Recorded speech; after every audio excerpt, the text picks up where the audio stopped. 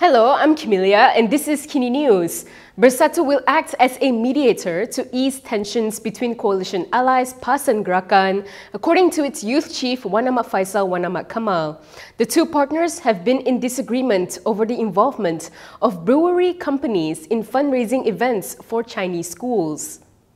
At a press conference today, Wan Fayshal emphasized that PN cannot afford to lose Gerakan as the alliance represents a multiracial society. Perikatan Nasional could not afford to lose Gerakan because we represent multiracial coalition. We are not far-right, Malay, xenophobic, Islamist, extremist coalition. No, we are meant for everyone. I think PAS also will agree with me on this aspect. Just that biasalah, family kan, adik abang ada bergaduh kadang-kadang. Jadi kita nak uruskan perbezaan ini melalui mesyuarat dalaman. While some oppose the involvement of alcohol companies in charity events for Chinese schools, as seen recently in Sepang, Gerakan argued that such collaborations should not be banned. This stance drew criticism from PAS leaders, including Information Chief Ahmad and Deputy President Tuan Ibrahim Tuan Man, with Harakah Daily comparing Gerakan's position to that of DAP. In response, Gerakan Deputy President Tong Keong said the party would not hesitate to leave PN if it means defending the Chinese education system.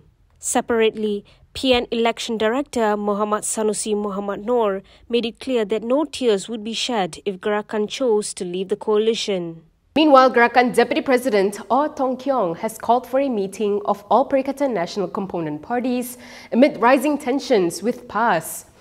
Emphasized that while Gerakan is part of PN, it does not fully align with every component party's positions.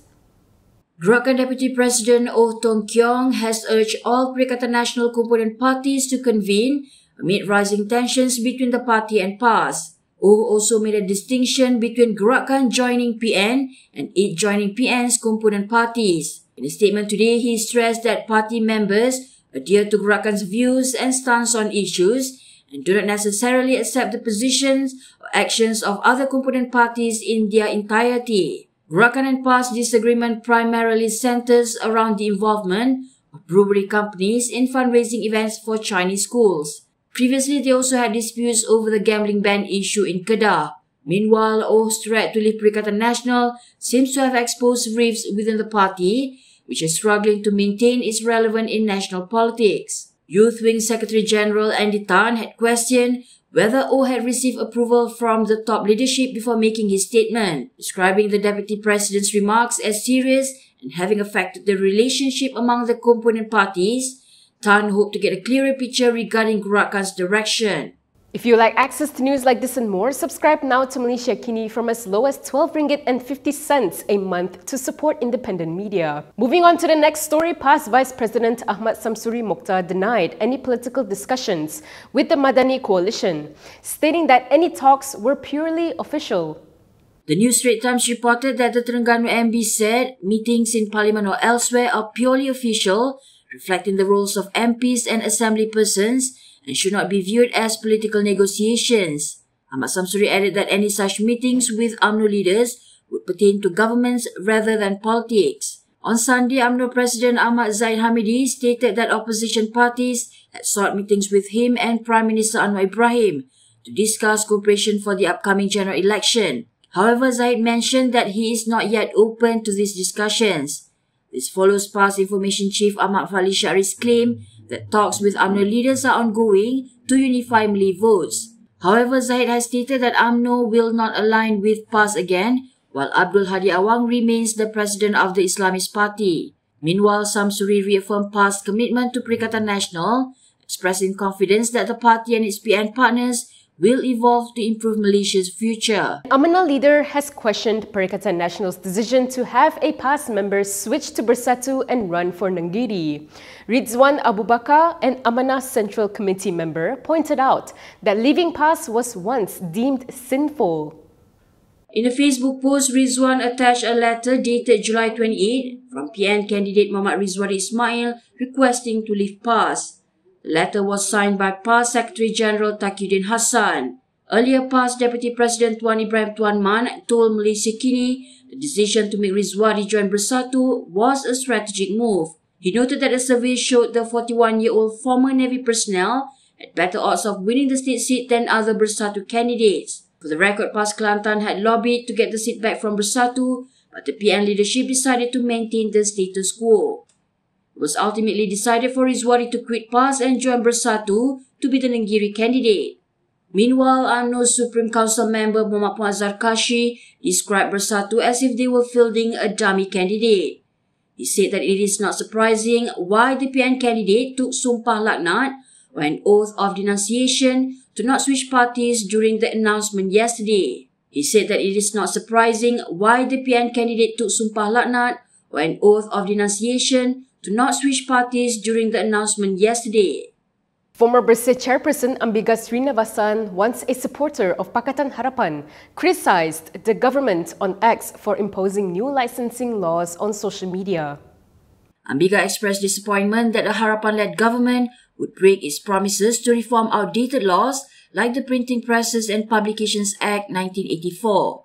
She also described the current unity government as the most dictatorial government Malaysians ever had. Her remarks came in response to the government's announcement that all social media and messaging services with at least 8 million users must obtain a license.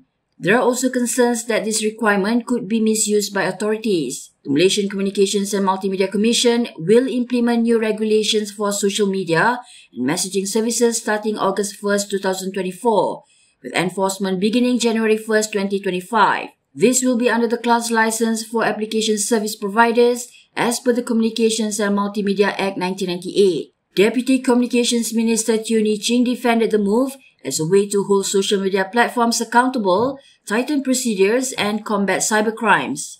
Meanwhile, Prime Minister Anwar Ibrahim has guaranteed that freedom of speech on social media will remain intact, despite the government's new plans to license and regulate these platforms. Saudara, negara ini negara demokratik. Kebebasan mesti diberikan untuk orang menyuarakan pandangan mereka, sama ada bersetuju atau menegur atau menentang. However, Anwar reiterated that planned controls over social media platforms are to curb crimes such as cyberbullying, child abuse and financial scams. Media sosial itu digunakan umpamanya untuk mendera orang sehingga menyebabkan ada yang membunuh diri. Ada yang menyebabkan salah guna dari segi memperalatkan anak-anak kecil untuk urusan dagang seks. Apakah ini diwajarkan? Ada scam yang telah mencecah lebih 2.5 bilion ringgit. Scam maknanya orang ditipu menggunakan kemudahan media sosial. Dan bila kita katakan kita harus skat, dia kata jangan skat kebebasan. Apakah kebebasan untuk menipu? Apakah kebebasan untuk mencuri? Apakah kebebasan untuk mendera orang sehingga orang membunuh diri? Aside from Ambiga, human rights lawyer Eric Paulson previously criticized the MCMC's announcement of a new regulatory framework for social media and messaging services. He warned that the measure could lead to potential abuse by authorities. And that is all from me today. For more stories, you can go to Kinitv.com. You can also follow us on Instagram, Twitter, YouTube, and Facebook for the latest news updates. If you would like to support independent media, do consider subscribing to MalaysiaKini.com. I'm Camelia. Thanks for watching.